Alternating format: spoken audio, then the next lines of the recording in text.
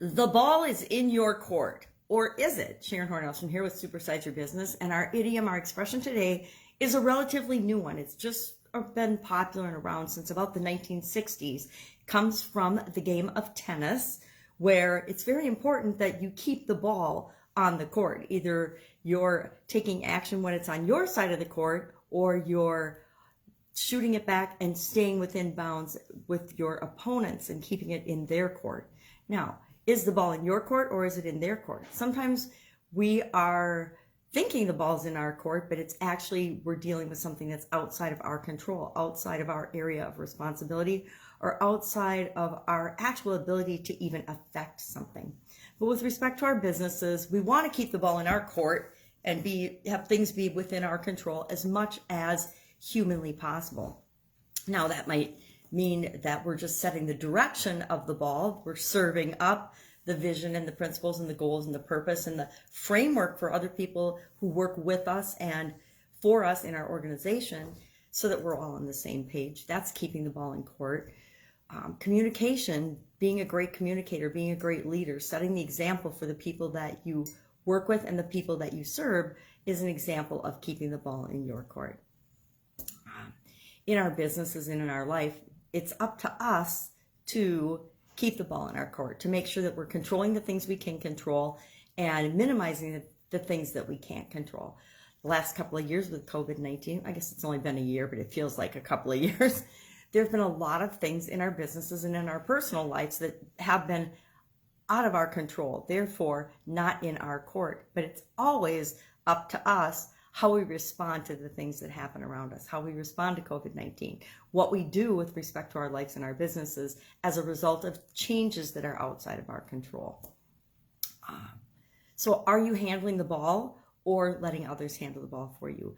Are you paying attention to what you're paying attention to in terms of what you're listening to, who you're listening, who your advisors are? Are they actually getting the results that you want? Or are they people that are telling you to do things that they've actually never done?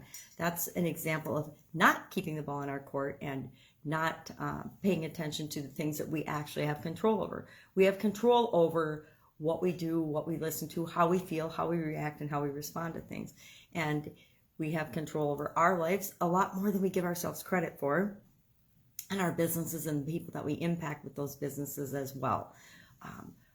I like to ask myself, and I've been doing it a lot over the last year, every couple of months for sure when I do the Get Up and Go challenge, am I making progress in each of the areas and aspects of my life that are important to me?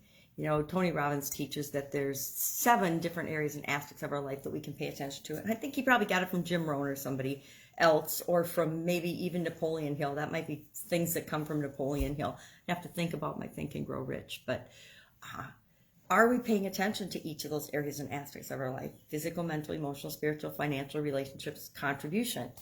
And are we making sure that we're moving in the direction we want to go for each of those areas and aspects of our life? It doesn't matter what's going on outside of us and outside of our business.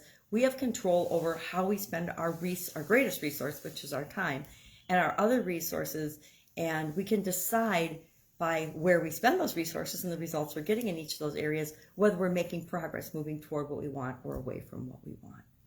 So I think it's a great idiom, a great expression. I used to play tennis when I was young and could see, so it's one I can definitely relate to. A lot of sports analogies, I just don't get them. I have to think long and hard about them so that they click for me, but tennis ones are pretty easy. So the ball is in your court, coming from tennis, and being relatively new. It's been around about as long as I have, since I was born in 1960. So it's a great idiom, a great expression. Love to know your experience with it. Have you had experience with this? Are you controlling the things you can control and minimizing the things that are outside of your control for your business, for your life? We owe it to ourselves, to our customers, the people that we serve, as well as the people who are in business with us and partnering up with us to make the world a better place. That's it. Have an awesome day. I will, of course, see you tomorrow with another interesting idiom. What does it mean? Where does it come from? And how might you use it in your business and your life right now? Take care.